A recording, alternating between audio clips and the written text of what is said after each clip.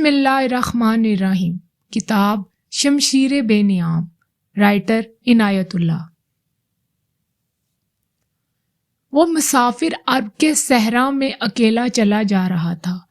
8 ہجری کے زمانے میں عرب کا وہ علاقہ جہاں مکہ اور مدینہ واقع ہے بڑا ہی خوفناک صحرا ہوا کرتا تھا، جلتا اور انسانوں کو جلساتا ہوا ریگزار.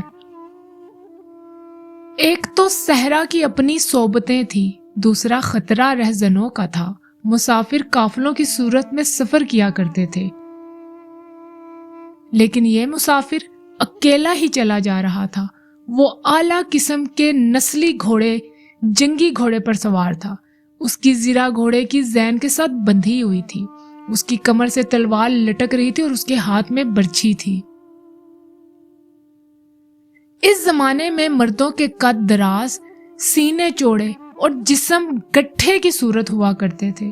یہ اکیلا مسافر بھی انہی مردوں میں سے ایک تھا، لیکن وہ جس انداز سے گھوڑے کی پیٹھ پر بیٹھا تھا، اس سے پتہ چلتا تھا کہ وہ کوئی شہ سوار ہے اور وہ کوئی معمولی آدمی نہیں. اس کے چہرے پر خوف کا ہلکا سا بھی تاثر نہیں تھا کہ رہزن اسے لوٹ لیں گے، اس سے اتنی اچھی نسل کا گھوڑا چھین لیا جائے گا اور اسے پیدل سفر کرنا پڑے گا. لیکن اس کے چہرے پر جو تھا وہ قدرتی نہیں تھا. وہ کچھ سوچ رہا تھا، یادوں سے دل کو بہلا رہا تھا یا کچھ یادوں کو ذہن میں دفن کرنے کی کوشش کر رہا تھا. آگے ایک گاٹھی آئی. گھوڑا چلتا گیا. خاصی بلندی پر جا کر زمین ہموار ہوئی. سوار نے گھوڑا روک کر اسے گھمایا اور رکابوں پر کھڑے ہو کر پیچھے دیکھا. اسے مکہ نظر نہ آیا. مکہ افق کے نیچے چلا گیا تھا.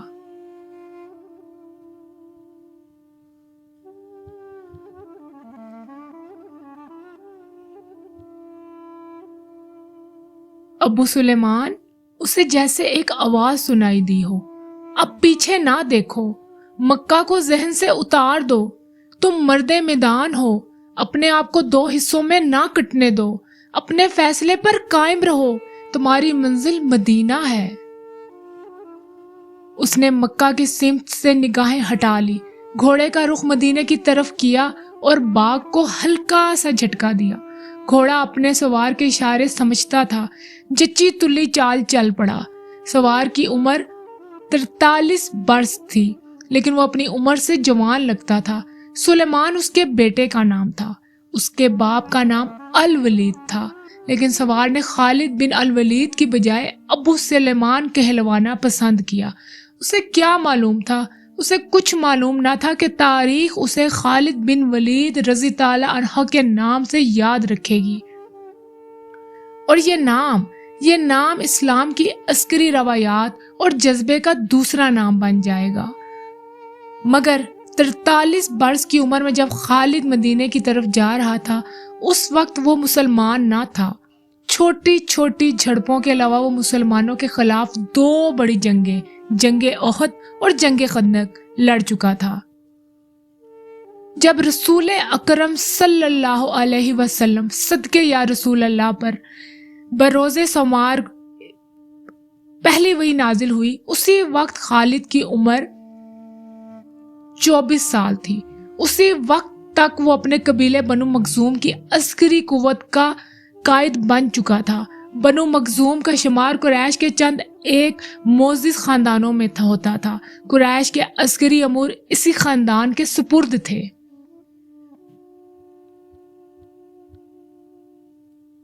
قریش کے لوگ خالد کے باپ الولید کے احکام اور فیصلے مانتے تھے.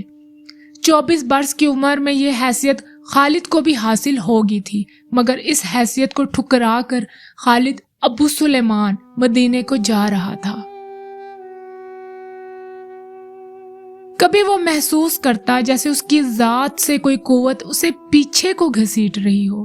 جب وہ اسی قوت کے اثر کو محسوس کرتا تو اس کی گردن پیچھے کو مڑ جاتی، لیکن اس کی اپنی ذات سے ایک آواز اٹھتی، آگے دیکھ خالد، تو ولید کا بیٹا تو ہے لیکن وہ مر گیا ہے. اب تو سلیمان کا باپ ہے اور وہ زندہ ہے. اس کے ذہن میں 2 نام اٹک گئے، محمد رسول اللہ. جو ایک نیا دین لائے تھے، اور الولید جو خالد کا باپ تھا اور محمد صلی اللہ علیہ وسلم اور آپ صلی اللہ علیہ وسلم کے نئے دین کا بہت ہی بڑا دشمن تھا۔ باپ یہ دشمنی اسے ورثے کے طور پر خالد کے حوالے کر کے دنیا سے اٹھ گیا تھا۔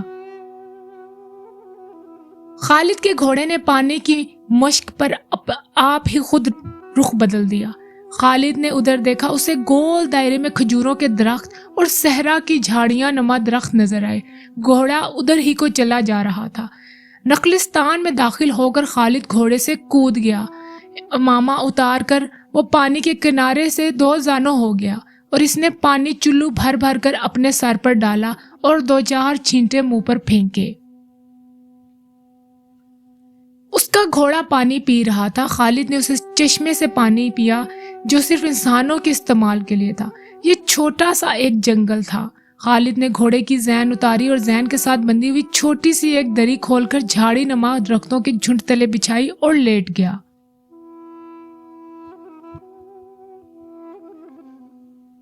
وہ تھک گیا تھا، تھوڑی سی دیر کے لیے سو جانا چاہتا تھا، مگر اس کے ذہن میں یادوں کا جو قافلہ چل پڑا تھا وہ اسے سونے نہیں دے رہا تھا۔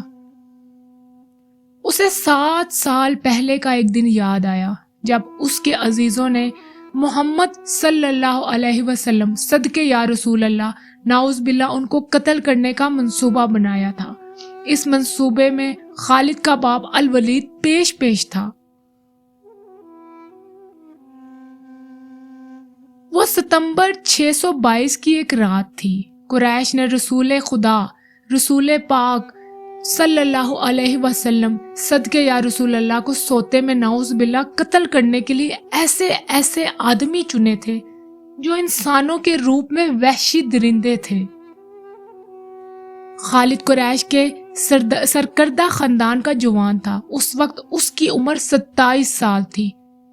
وہ رسول پاک صلی اللہ علیہ وسلم صدقے یا رسول اللہ کے قتل نعوذ باللہ قتل کی سازش میں شریک تھا، لیکن وہ قتل کرنے والوں میں شامل نہیں تھا۔ اسے 7 سال پہلے کی وہ رات گزرے ہوئے کل کی طرح یاد آئی تھی۔ وہ اس قتل پر خوش بھی تھا، ناخوش بھی تھا۔ خوش اس لیے کہ اس کے اپنے قبیلے کا ایک آدمی جس نے اس کے مذہب کو جو بت پرستی تھا باطل کہہ دیا تھا اور اپنے آپ کو اللہ کا پیغمبر کہہ دیا تھا، ایسے دشمن کے قتل پر خوش ہونا فطری سی بات تھی۔ اور وہ ناخوش اس لیے تھا کہ وہ اپنے دشمن کو للکار کر آمنے سامنے کی لڑائی لڑنے کا عادی تھا۔ اس چیز کا وہ قائل تھا۔ اس نے سوئے ہوئے دشمن کو قتل کرنے کی کبھی سوچی ہی نہ تھی۔ بہرحال اس نے اس سازش کی مخالفت بھی نہ کی تھی، لیکن قتل کی رات جب قاتل رسول پاک صلی اللہ علیہ وسلم صدقے یا رسول اللہ کو مقررہ وقت پر قتل کرنے گئے،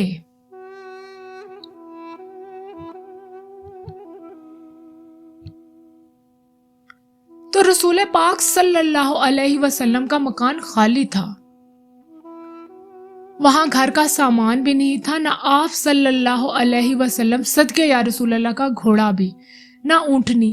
قریش اس امید پر سوئے ہوئے تھے کہ صبح انہیں خوشخبری ملے گی کہ ان کے مذہب کو جھٹلانے اور انہیں اپنے نئے مذہب کی طرف بلانے والا قتل ہو گیا۔ استغفر اللہ۔ مگر صبح وہ ایک دوسرے کو مایوسی کے عالم میں دیکھ رہے تھے۔ پھر وہ سرگوشیوں میں ایک دوسرے سے پوچھنے لگے، محمد کہاں گیا؟ محمد صلی اللہ علیہ وسلم کہاں گیا؟ رسول اکرم صلی اللہ علیہ وسلم نعوذ باللہ قتل کے وقت سے پہلے اپنے قتل کی سازش سے آگاہ ہو چکے تھے اور مکہ سے یثرب یعنی کہ مدینہ کو ہجرت کر گئے تھے۔ صبح تک آپ بہت دور نکل گئے تھے۔ آج 7 برسوں بعد خالد بھی مدینے کی طرف جا رہا تھا اور اس کے ذہن پر محمد صلی اللہ علیہ وسلم کا نام سوار تھا۔ اس نے جنگ احد میں اپنے دیوتا حبل اور دیوی عزیہ کے دشمن محمد صلی اللہ علیہ وسلم صدقے یا رسول اللہ کو نعوذ باللہ قتل کرنے کی بھرپور کوشش کی تھی، مگر آپ صلی اللہ علیہ وسلم زخمی حالت میں وہاں سے نکل گئے تھے۔ خالد کے ذہن سے یادیں پھوٹتی ہی چلی آ رہی تھی۔ ذہن پیچھے سے پیچھے ہٹتے 16 برس دور کو جا نکلا۔ 613 کی ایک شام رسول کریم صلی اللہ علیہ وسلم نے قریش کے چند ایک سرکردہ افراد کو اپنے ہاں کھانے پر مدعو کیا۔ کھانے کے بعد رسول کریم صلی اللہ علیہ وسلم صدقے یا رسول اللہ نے اپنے مہمانوں سے کہا، اے بنی عبد المطلب، میں تمہارے سامنے جو تحفہ پیش کرنے لگا ہوں وہ عرب کا کوئی اور شخص پیش نہیں کر سکتا۔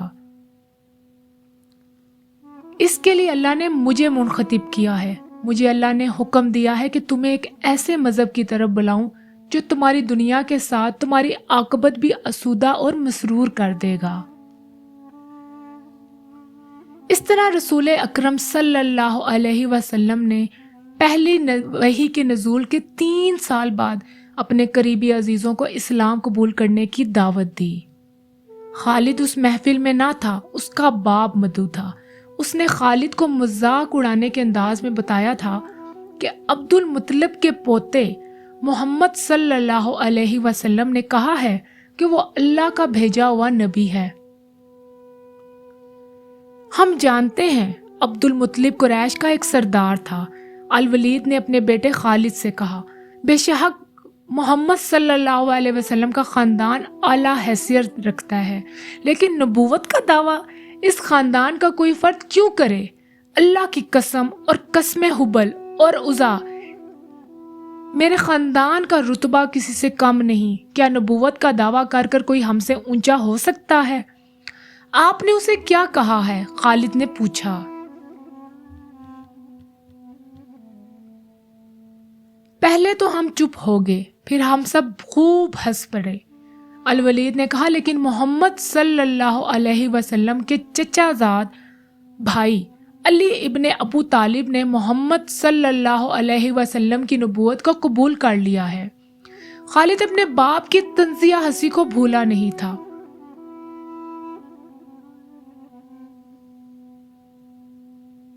خالد کو 629 کے ایک روز مکہ اور مدینہ کے راستے میں ایک نخلستان میں لیٹے ہوئے وہ وقت یاد آ رہا تھا۔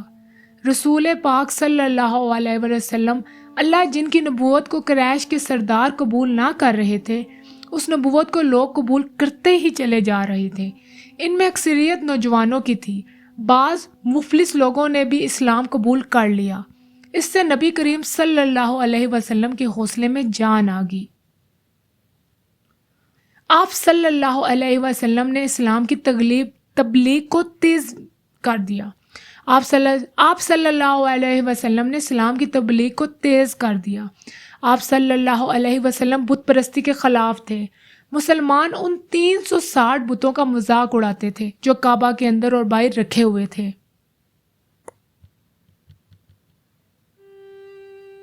طلوع اسلام سے پہلے عرب ایک خدا کو مانتے تھے اور پوجتے تھے، ان بتوں کو تھے۔ انہیں وہ دیویاں اور دیوتا کہتے تھے، انہیں اللہ کے بیٹے اور بیٹیاں مانتے تھے، وہ ہر بات میں اللہ کی قسم کھاتے تھے۔ قریش نے دیکھا کہ محمد صلی اللہ علیہ وسلم جس دین کا انہوں نے مذاق اڑایا تھا وہ مقبول ہوتا جا رہا ہے، تو انہوں نے آپ صلی اللہ علیہ وسلم کی تبلیغی سرگرمیوں کے خلاف محاذ بنا لیا اور مسلمانوں کا جینا حرام کر دیا۔ خالد کو یاد آ رہا تھا کہ اس نے اللہ کے رسول صلی اللہ علیہ وسلم کو گلیوں اور بازاروں میں لوگوں کو اکٹھا کر کر انہیں اسلام قبول کرنے کی دعوت دیتے اور بتاتے دیکھا تھا کہ بت انہیں نہ تو فائدہ دے سکتے ہیں اور نہ ہی نقصان۔ عبادت کے لائق صرف اللہ کی ذات ہے جو وحدہ لا شریک ہے۔ رسول خدا کی مخالفت کے قائدین قریش کے 4 سردار تھے۔ ایک تو خالد کا باپ الولید تھا، دوسرا نبی کریم صلی اللہ علیہ وسلم کا اپنا چچا ابو لہب تھا، تیسرا ابو سفیان اور چوتھا ابو الحکم تھا جو خالد کا چچا زاد بھائی تھا۔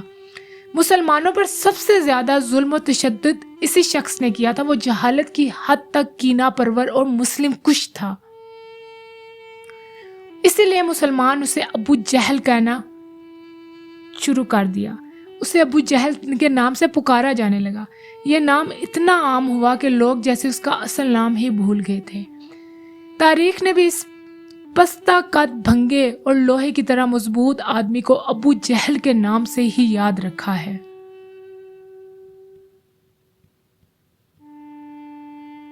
خالد کو یہ یادیں پریشان کرنے لگی، شاید شرمسار بھی۔ قریش کے لوگوں نے رسول پاک صلی اللہ علیہ وسلم کے گھر میں کئی بار غلاظت پھینکی تھی۔ جہاں کوئی مسلمان اسلام کی تبلیغ کر رہا ہوتا وہاں قریش کے آدمی جا پہنچتے اور ہلڑ مچاتے، بدتمیزی کرتے، بد اخلاق اور دھتکارتے ہوئے آدمیوں کو رسول خدا صلی اللہ علیہ وسلم کو پریشان کرتے رہنے کے کام پر لگا دیا گیا تھا۔ خالد کو یہ اطمینان ضرور تھا کہ اس کے باپ نے محمد الرسول کے خلاف ایسی کوئی گھٹیا حرکت نہیں کی تھی۔ وہ 2 مرتبہ قریش کے 3-4 سرداروں کو ساتھ لے کر رسول خدا کے چچا ابو طالب کے پاس یہ کہنے گیا تھا کہ وہ اپنے بھتیجے رسول خدا کو بتوں کی توہین اور نبوت کے دعوے سے روکے، ورنہ کسی کے ہاتھوں نعوذ باللہ انہیں قتل کروا دیا جائے گا یا وہ خود سے قتل ہو جائیں گے۔ ابو طالب نے ان لوگوں کو 2 مرتبہ ٹال دیا تھا۔ خالد کو اپنے باپ کی بہت بڑی قربانی یاد آئی۔ امارا خالد کا بھائی تھا، وہ خاص طور پر خوبصورت نوجوان تھا اور ذہین بھی تھا، اور اس میں بانک پن تھا۔ خالد کے باپ الولید نے اپنے اتنے خوبصورت بیٹے امارا کو قریش کے 2 سرداروں کے حوالے کیا اور انہیں کہا کہ اسے محمد صلی اللہ علیہ وسلم کے چچا ابو طالب کے پاس لے جاؤ اور اسے کہو کہ میرا بیٹا رکھ لے اور اس کے بدلے محمد ہمیں دے دے۔ خالد اپنے باپ کے اس فیصلے پر کانپ اٹھا تھا، اور جب اس کا بھائی امارا دونوں سرداروں کے ساتھ چلا گیا تو خالد تنہائی میں جا کر خوب رویا تھا۔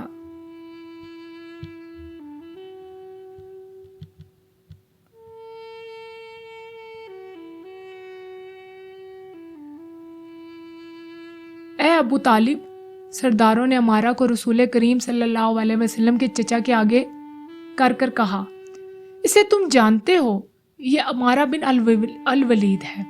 تم یہ بھی جانتے ہوگے کہ بنو ہاشم نے جس کے تم سردار ہو ابھی تک اس جیسا سجیلا اور عقل مند جوان پیدا نہیں کیا۔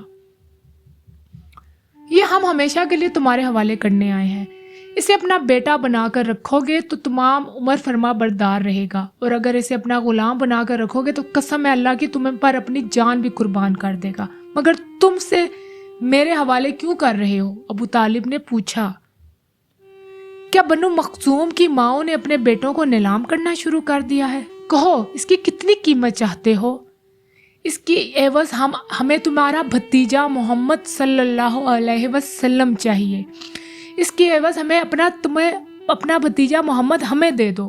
قریش کے ایک سردار نے کہا، تمہارا یہ بھتیجا تمہاری رسوائی کا باعث بن گیا ہے۔ اس نے تمہارے آباء و اجداد کے مذہب کو رد کر کر ایک نیا مذہب بنا لیا ہے۔ کیا تمہیں دیکھ نہیں رہے؟ کیا تمہیں سمجھ نہیں ہے؟ اس نے قبیلے میں آدمی کو آدمی کا دشمن بنا رکھا ہے۔ تم میرے بھتیجے کو لے کر جاؤ گے تو کرو گے کیا؟ قتل۔ قریش کے نعوذ باللہ، ہم انہیں قتل کر دیں گے۔ قریش کے دوسرے سردار نے جواب دیا، ہم محمد صلی اللہ علیہ وسلم کو نعوذ باللہ قتل کریں گے۔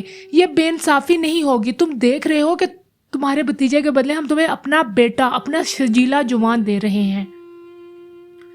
یہ بہت بڑی ناانصافی ہوگی۔ ابو طالب نے کہا، تم میرے بھتیجے کو قتل کرو گے اور میں تمہارے بیٹے کو پالوں گا، اس پر خرچ کروں گا اور اسے بہت اچھی زندگی دوں گا۔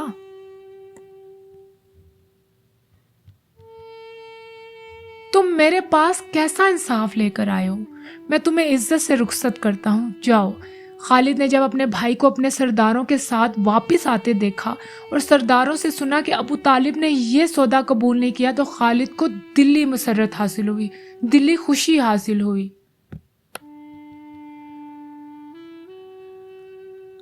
محمد صلی اللہ علیہ وسلم کا تم نے کیا بگاڑ لیا تھا ابو سلیمان؟ خالد کی ذات سے ایک سوال اٹھا۔ اس نے خیالوں ہی خیالوں میں سر ہلایا اور دل ہی دل میں کہا، کچھ نہیں، بے شک محمد صلی اللہ علیہ وسلم کا جسم طاقتور ہے،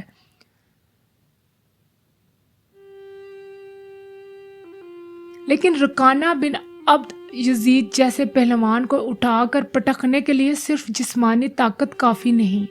رکانہ بن ابی یزید رسول اکرم صلی اللہ علیہ وسلم کا چچا تھا جس نے اسلام قبول نہیں کیا تھا۔ وہ عرب کا مانا ہوا پہلوان تھا، نامی گرامی پہلوان جنہیں اس نے ایک ہی داؤ میں پٹک کر اٹھنے کے قابل نہ چھوڑا تھا۔ ایسا پہلوان تھا رکانہ بن عبد یزید۔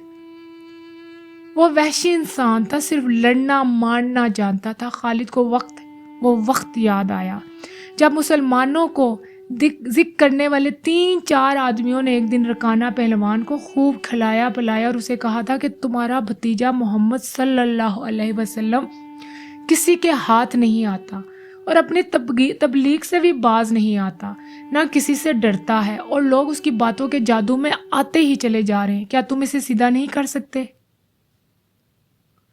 کیا تم میرے ہاتھوں اس کی ہڈیاں توڑوانا چاہتے ہو؟ نعوذ باللہ۔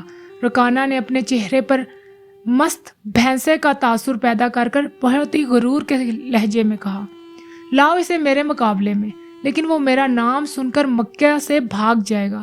نہیں، لیکن میں محمد سے لڑوں گا، ان سے کشتی لڑوں گا، ان سے مقابلہ کروں گا، میدان میں کشتی لڑوں گا۔ مکہ میں یہ خبر صحرا کی آندھی کی طرح پھیل گئی کہ رکانہ پہلوان اور محمد صلی اللہ علیہ وسلم کی کشتی ہوگی، اور جو ہار جائے گا وہ جیتنے والے کا مذہب قبول کر لے گا۔ قریش کا بچہ بچہ، مرد و زن اور یہودی ہجوم کر آ گئے۔ مسلمانوں کی تعداد بہت کم تھی۔ وہ تلواروں اور برچھیوں سے مسلح ہو کر آئے تھے کیونکہ انہیں خطرہ تھا، انہیں خطرہ محسوس ہو رہا تھا کہ قریش کشتی کو بہانہ بنا کر رسول اکرم صلی اللہ علیہ وسلم کو نعوذ باللہ قتل کر دیں گے۔ عرب کا سب سے زیادہ طاقتور اور وحشی پہلوان رکانہ بن عبد یزید رسول کریم صلی اللہ علیہ وسلم کے مقابلے میں اترا۔ اس نے رسول پاک پر بہت طنزیہ نظر ڈالی اور آپ صلی اللہ علیہ وسلم پر بھپتی کسی۔ آپ صلی اللہ علیہ وسلم مکمل خاموشی اور اطمینان سے رکانہ کی آنکھوں میں آنکھیں ڈال کر دیکھتے رہے کہ وہ بے خبری میں کوئی داؤ نہ کھیل جائے۔ رکانہ آپ صلی اللہ علیہ وسلم کے ارد گرد یوں گھوما جیسے شیر اپنے شکار کے ارد گرد گھوم گیا ہو اور اب اسے کھا جائے گا۔ ہجوم رسول اکرم صلی اللہ علیہ وسلم کا نعوذ باللہ مذاق اڑا رہا تھا۔ مسلمان خاموش تھے، وہ دل ہی دل میں اللہ کو یاد کر رہے تھے۔ انہوں نے اپنی تلواروں کے دستوں پر ہاتھ رکھے ہوئے تھے۔ پھر نہ جانے کیا ہوا، رسول اکرم صلی اللہ علیہ وسلم نے کیا داؤ کھیلا۔ ابن الاسیر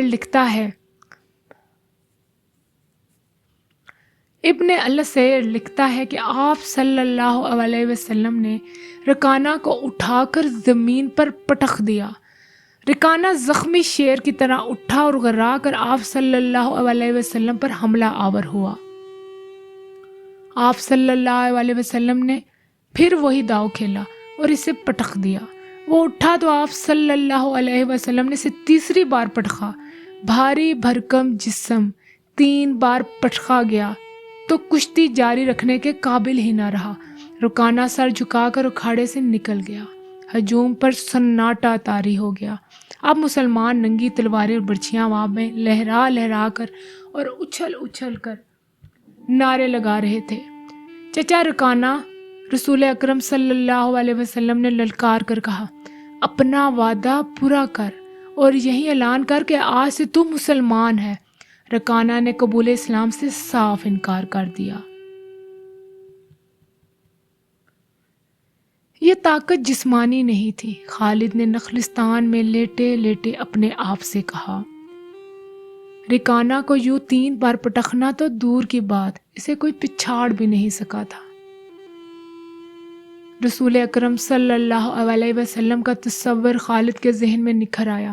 وہ آپ صلی اللہ علیہ وسلم کو اچھی طرح جانتا تھا، لیکن وہ اب محسوس کر رہا تھا جیسے وہ محمد صلی اللہ علیہ وسلم صدقے یا رسول اللہ کوئی اور تھے جنہیں وہ بچپن سے جانتا تھا۔ اس کے بعد آپ صلی اللہ علیہ وسلم نے جو روپ اختیار کیا تھا، اس میں خالد آپ صلی اللہ علیہ وسلم کو نہیں پہچانتا تھا۔ نبوت کے دعوے کے بعد خالد کی آپ صلی اللہ علیہ وسلم کے ساتھ بول چال بند ہو گئی تھی۔ وہ آپ کے ساتھ دور دور تک کوئی رشتہ نہیں رکھنا چاہتا تھا۔ وہ آپ کے ساتھ دو دو ہاتھ کرنا چاہتا تھا، لیکن وہ رکانہ کی طرح پہلوان نہ تھا۔ وہ میدان جنگ میں لڑنے والا اور لڑنے والوں کی قیادت کرنے والا جنگجو تھا، لیکن اس وقت مسلمانوں کی فوج کی صورت میں لڑنے کے قابل نہیں تھے۔ مسلمان فوج کی صورت میں لڑنے کے قابل نہ تھے۔ جب مسلمان فوج کی صورت میں لڑنے کے قابل ہوئے اور قریش کے ساتھ ان کا پہلا مارکہ ہوا، اس وقت خالد کے لیے ایسے حالات پیدا ہو گئے کہ وہ اس مارکے میں شامل ہی نہ ہو سکا تھا۔ اس کا اسے بہت افسوس تھا۔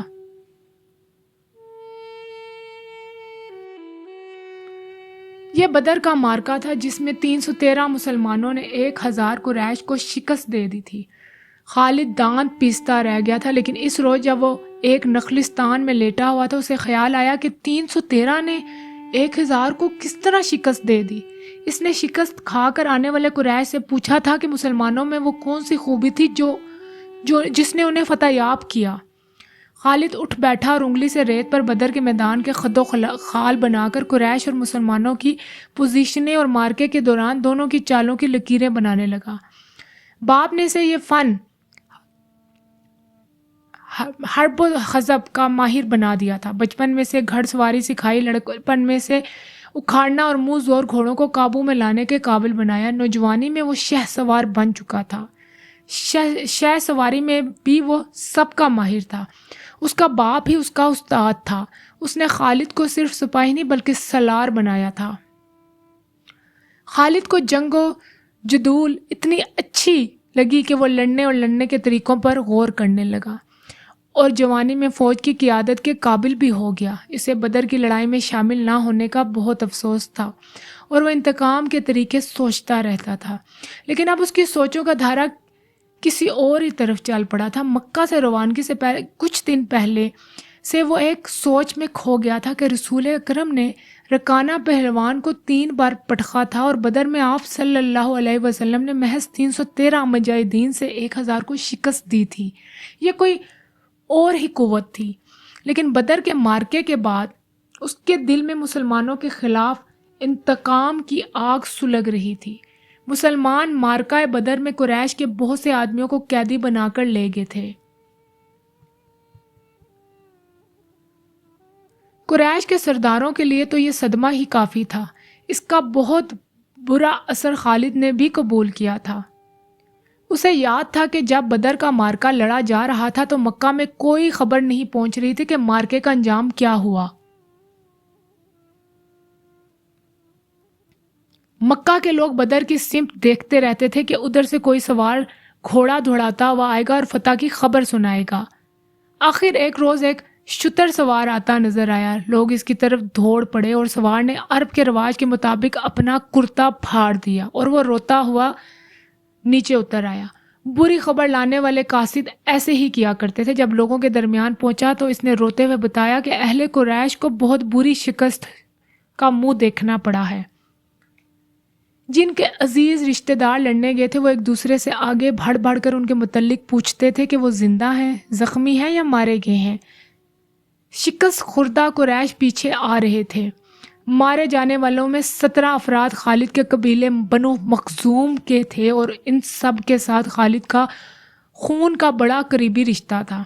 ابو جہل بھی مارا گیا تھا۔ خالد کا بھائی جس کا نام ولید تھا جنگی قیدی ہو گیا تھا۔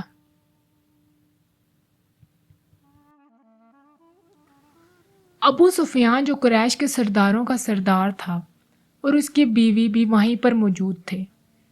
کچھ میرے باپ اور میرے چچا کے متعلق بھی بتایا قاصد۔ ابو سفیان کی بیوی نے پوچھا، تمہارا باپ علی رضی اللہ عنہ اور حمزہ رضی اللہ عنہ کے ہاتھوں مارا گیا ہے؟ قاصد نے کہا، اور تمہارا چچا؟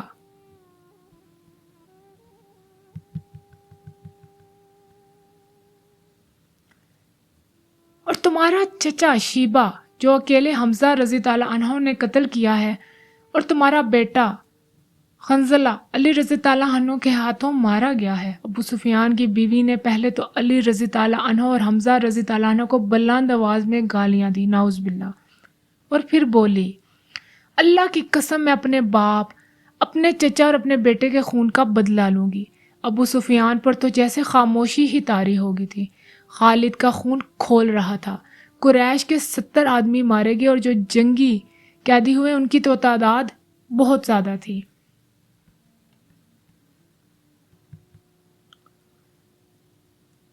خالد اٹھا، دری جھاڑ کر لپیٹی اور گھوڑے کی زین کے ساتھ باندھ کر سوار ہوا اور مدینہ کی سمت چل پڑا۔ اس نے ذہن کو یادوں سے خالی کر دینا چاہا، لیکن اس کا ذہن مدینہ پہنچ جاتا جہاں رسول پاک صلی اللہ علیہ وسلم تھے اور جو تبلیغ اسلام کا مرکز بن گیا تھا۔ آپ صلی اللہ علیہ وسلم صدقے یا رسول اللہ کا خیال آتے ہی اس کے ذہن کا پیچھے چلا جاتا، یادوں میں کھو جاتا، اسے وہ منظر دکھاتا جن کے خالق ان حضرت صلی اللہ علیہ وسلم پیارے نبی صلی اللہ علیہ وسلم تھے۔ اس کے ذہن میں ابو سفیان کی بیوی کے الفاظ یاد آئے جو اس نے اپنے خامد ابو سفیان سے کہے تھے، میں اپنے باپ اور چچا کو بھول سکتی ہوں۔ اس کی بیوی نے کہا تھا، کیا میں اپنے لخت جگر حنظلہ کو بھی بھول جاؤں؟ ماں اپنے بیٹے کو کیسے بھول سکتی ہے؟ اللہ کی قسم میں محمد صلی اللہ علیہ وسلم کو اپنے بیٹے کا خون معاف نہیں کروں گی۔ یہ لڑائی محمد صلی اللہ علیہ وسلم نے کرائی ہے۔ میں حمزہ رضی تعالیٰ عنہ اور علی رضی تعالیٰ عنہ کو نہیں بخشوں گی، نعوذ باللہ۔ میرے باپ، میرے چچا اور میرے بیٹے کے قاتل ہیں وہ۔ میرے خون کو صرف میرے بیٹے کا قتل ہی گرما رہا ہے۔ ابو سفیان نے کہا تھا، مجھ پر اپنے بیٹے کے خون کا انتقام فرض ہو گیا ہے، میں سب سے پہلے یہ کام کروں گا۔ محمد صلی اللہ علیہ وسلم کے خلاف زبردست قسم کی فوج تیار کر کر اسے آئندہ لڑنے کے قابل بھی نہیں چھوڑوں گا، یہ ابو سفیان نے کہا تھا۔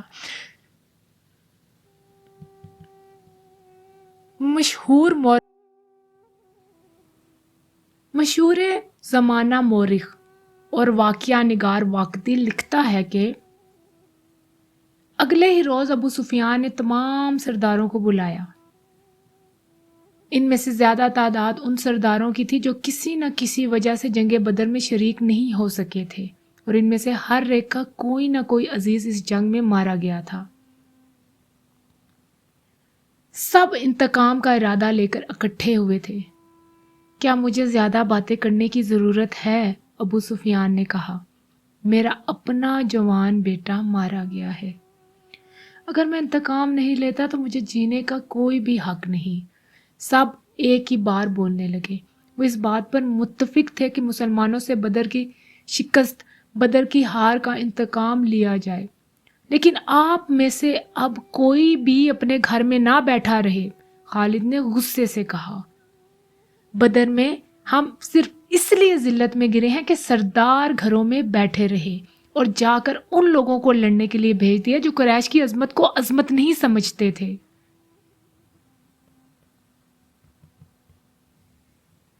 ایسے میں خالد کے چچا زاد بھائی اکرما نے بہت غصے سے خالد کو جواب دیا، کیا میرے باپ کو بھی قریش کی عظمت کا خیال نہ تھا؟ ابو جہل کا بیٹا تھا۔ وہ برہم ہوتے ہوئے کہنے لگا، کیا صفوان بن امیہ کے باپ کو بھی قریش کی عظمت کا کوئی خیال نہ تھا؟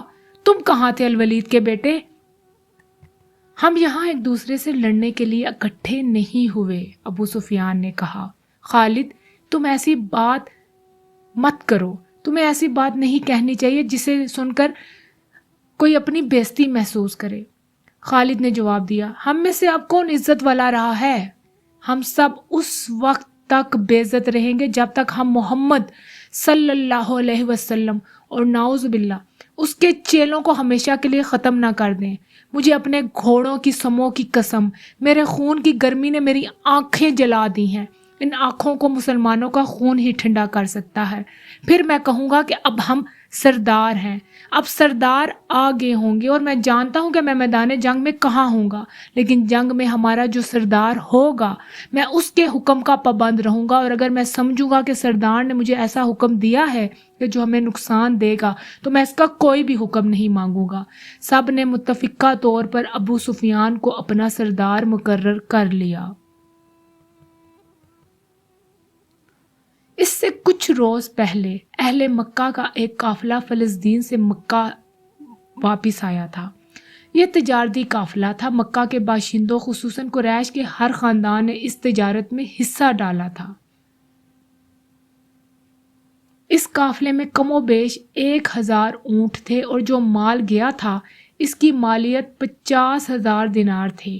قافلے کا سردار ابو سفیان تھا جس نے 50,000 پر 50,000 دینار منافع کمایا تھا۔ قافلے کی واپسی کا راستہ مدینہ کے قریب سے گزرتا تھا۔ مسلمانوں کو پتہ چل گیا۔ انہوں نے پورے قافلے کو گرفتار کرنے کا ارادہ کیا اور ایک مقام پر قافلے کو گھیرے میں لے لیا، لیکن وہ زمین ایسی تھی کہ ابو سفیان نے ایک ایک آدمی اور ایک ایک اونٹ کو زمین کے اونچے نیچے خدوخال سے فائدہ اٹھاتے ہوئے گھیرے سے نکال دیا تھا۔ خالد کا گھوڑا خرامہ مدینہ کی طرف چلا جا رہا تھا، مگر خالد کا ذہن پیچھے کو سفر کر رہا تھا۔ اسے اس وقت کا جب قریش انتقام کی سکیم بنانے کے لیے اکٹھے ہوئے تھے ایک ایک لفظ جو کسی نے کہا تھا سنائی دے رہا تھا۔ اگر تم نے اپنی سرداری مجھے دی ہے تو میرے ہر فیصلے کی پابندی تم پر لازم ہے، ابو سفیان نے کہا، اور میرا پہلا فیصلہ یہ ہے کہ میں نے اب بھی 50,000 دینار منافع سب میں تقسیم نہیں کیا، وہ تقسیم نہیں کروں گا۔ یہ مسلمانوں کے خلاف فیصلہ کن جنگ میں استعمال ہوگا۔ مجھے اور میرے خاندان کو یہ فیصلہ منظور ہے، سب سے پہلے خالد نے کہا۔ پھر منظور ہے، ایسا ہی کرو، منظور ہے کہ آوازیں اٹھنے لگی۔ میرا دوسرا حکم یہ ہے، ابو سفیان نے کہا، کہ جنگ بدر میں ہمارے جو آدمی مارے گئے ہیں ان کے لواحقین آہذاری کر رہے ہیں۔ میں نے مردوں کو دھاڑے مارتے اور عورتوں کو بین کرتے سنا ہے۔ اللہ کی قسم جب آنسو بہہ جاتے ہیں تو انتقام کی آگ سرد ہو جاتی ہے۔ آج سے بدر کے مقتولین پر کوئی نہ روئے، ان کے موت پر کوئی نہ رہے۔ اور یہ میرا تیسرا حکم یہ ہے کہ مسلمانوں نے بدر کی لڑائی میں ہمارے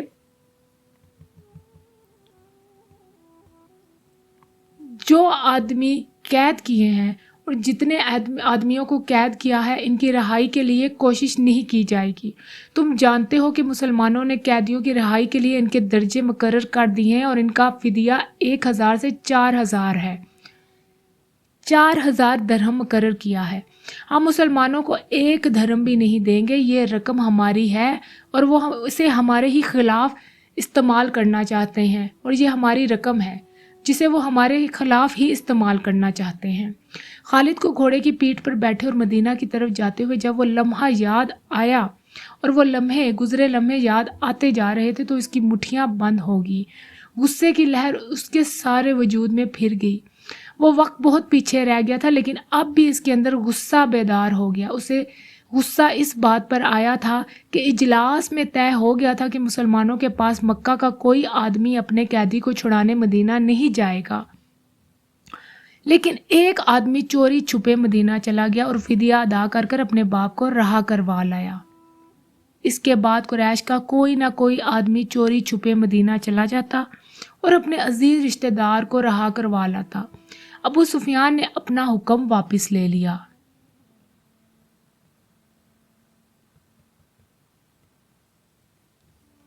خالد کا اپنا ایک بھائی جس کا نام ولید تھا مسلمانوں کے پاس جنگی قیدی تھا۔ اگر اس وقت تک قریش اپنے بہت سے قیدی رہا نہ کروا کر لائے ہوتے تو خالد اپنے بھائی کی رہائی کے لیے کبھی نہ جاتا۔ اسے اپنے بھائیوں نے مجبور کیا تھا کہ ولید کی رہائی کے لیے وہ جائے۔ خالد کو یاد آ رہا تھا کہ وہ اپنے وقار کو ٹھیس پہنچانے پر آمادہ نہیں ہو رہا تھا، لیکن اسے ایک خیال آیا تھا۔ خیال یہ تھا کہ رسول اکرم صلی اللہ علیہ وسلم بھی اسی کے قبیلے کے تھے اور آپ صلی اللہ علیہ وسلم کے پیروکار یعنی جو مسلمان ہو گئے تھے وہ بھی قریش اور اہل مکہ ہی سے تھے۔ وہ آسمان سے تو نہیں اترے تھے، وہ اتنے جری اور دلیر تو نہیں تھے کہ 313 کی تعداد میں 1000 کو شکست دے سکتے؟ اب ان میں کیسی قوت آ گئی ہے؟ وہ ہمیں نیچا دکھا کر ہمارے آدمیوں کی قیمتیں مقرر کر رہے ہیں۔